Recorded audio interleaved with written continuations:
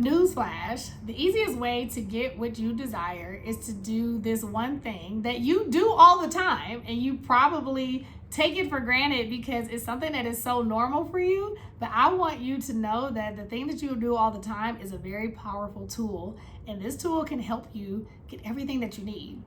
And that tool is your mouth. Your mouth, because your mouth does a couple things. You can eat, you can spit, that's kind of gross, but you can also talk. And talking can be very helpful to your life to get everything that you desire, because many times there are things that we desire and we're on the cusp of getting those things, but we won't use our mouth. We won't open our mouth to say what we desire, get to say it, and we also get to ask, make requests, make our requests known. And so I want to implore you in this video, different ways that you can use what you use all the time, your mouth, to get the things that you desire, especially in this upcoming year. So one thing is confession, affirmation, and prayer. So I am a Christian girly. I am a woman of faith, and I am really big on affirmations, confessions, and prayer. A lot of times we don't say aloud what the Word of God says about us. We don't say aloud the things that are aligned to the Word of God about us.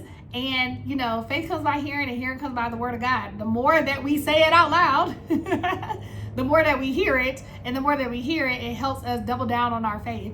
And so using your mouth to confess words of affirmation, words that are encouraging words that are going to help you start to believe the thing that you desire to have, is going to be so helpful in your upcoming year. I've been doing a lot more practice in this area over the last couple of months, specifically in prayer and in just confessing, like, what are the words that I'm saying, being very conscious of the words that I'm saying, and making sure that it aligns with, you know, scriptures that are going to be the scriptures that I stand on for the things that I'm looking for God to do in my life, or that He's already done, that I'm just in the process of receiving it. And so using your mouth to say the things is going to be ultimately helpful.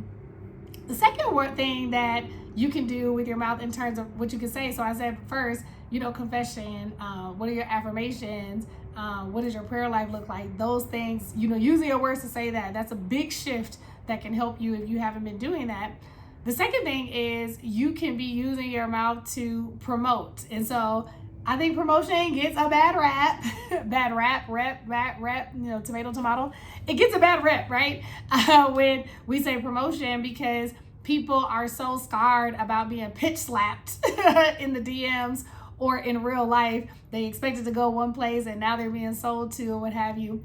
But when I talk about promotion, or the way that I feel like it's a healthy way of talking about promotion, is being able to just show people the impact that you can have in their life, or in the company that you're interviewing with, or what have you. Whatever the case is, I don't think anything is wrong with promotion. I think that people have experienced, so many people that have been operating in survival mode or operating in scarcity mode. So because they're operating in that place, they're promoting from a place that feels more sleazy, because they are in survival mode and they are being, you know, thirsty. They're being a thirst trap. And you know what I mean when I say thirst trap or thirsty. You know what it's like when somebody is trying to holler at you and they just being super thirsty. It's just like, yo, I'm not interested. Thank you. I appreciate it. But they keep coming. You know, or that person that keeps calling, they keep coming. They keep saying the next line. It's like they're thirsty. They're using these tactics from a place of desperation. And so that is what actually feels yucky. That's what people typically don't like. And what I mean by promoting is not doing it from this yucky place, not from this scarcity place, not from this place of desperation. Because remember, the first thing is we're already confessing, affirming, praying, believing that what we desire is already ours. And that because of who we are, it's already ours. This is just the process that we're going to. So number two, promoting is nothing. I don't have to do it from this place of scarcity. I can do it from a place of abundance. You know why? I'm promoting myself to a company, maybe because I'm interviewing myself for a position, and I'm doing it from a place of abundance, because you know what? Although unfortunately so many people have been laid off, there's also still millions, billions of other opportunities in the world for me to pitch myself to. It really is. It might not feel like that because we're looking at our life from the perspective, our own bubble, life is what we see it and not what it really is a lot of times. And what really is true is that there are billions of opportunities for us out here. And so because there are billions of opportunities, I can promote myself from a place of, I'm not putting all my eggs on the one person I'm actually talking to.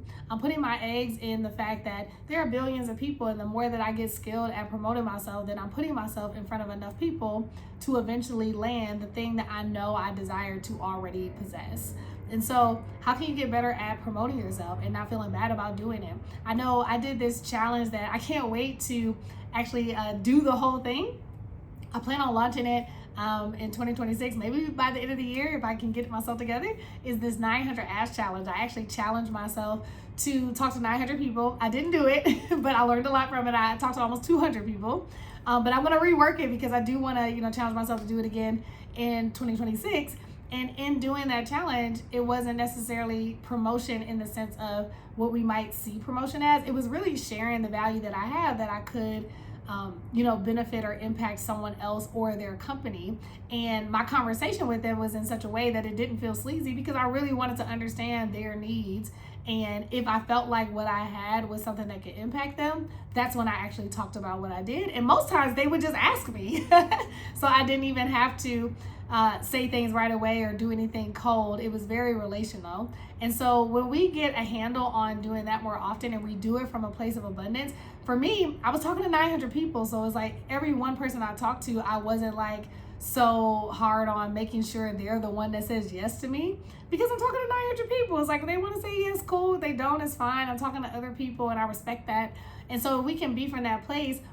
It's because we have to be in a place that we're not in survival mode. And I get it, especially if times are hard for you. You're like, oh, I need this, yes, I need this, yes.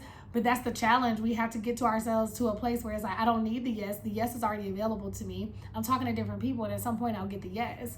But that can be difficult when we have a bill to pay tomorrow, or when we have other things happening. But I want us to shift our nervous system, because what I'm saying, from a place of abundance, you're going to be more attractive. It's going to make people want to say yes to you more. When we are in a scarcity mindset, or when we're in a thirst trap mode, it actually repels people. And you know this to be true, because if this is, you've probably experienced this before. You've even been this person, or you've experienced this person. I know you have. So it behooves us to just learn how to manage our nervous system and really lock in on our faith. When we lock in on our faith and recognize that our body is not aligned to it, because it's being jacked up by our amygdala, because we're trying to keep ourselves safe, we're in fight, flight, or freeze, then we get to do what is necessary to calm that down. And so I just notice it. I don't shame myself when I'm in those spaces. I just notice it. I'll breathe. I'll ask myself, well, if I wasn't worried, what would I do? Like, if I wasn't worried about the next check, if I wasn't worried about the next customer, if I wasn't worried about this employer telling me yes, how would I show up in this conversation? And so that usually helps me kind of get back to neutral.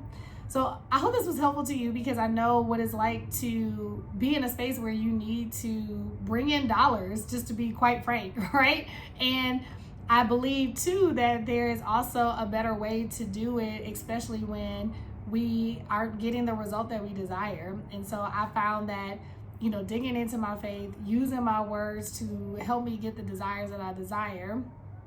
That was redundant, get the desires I desire.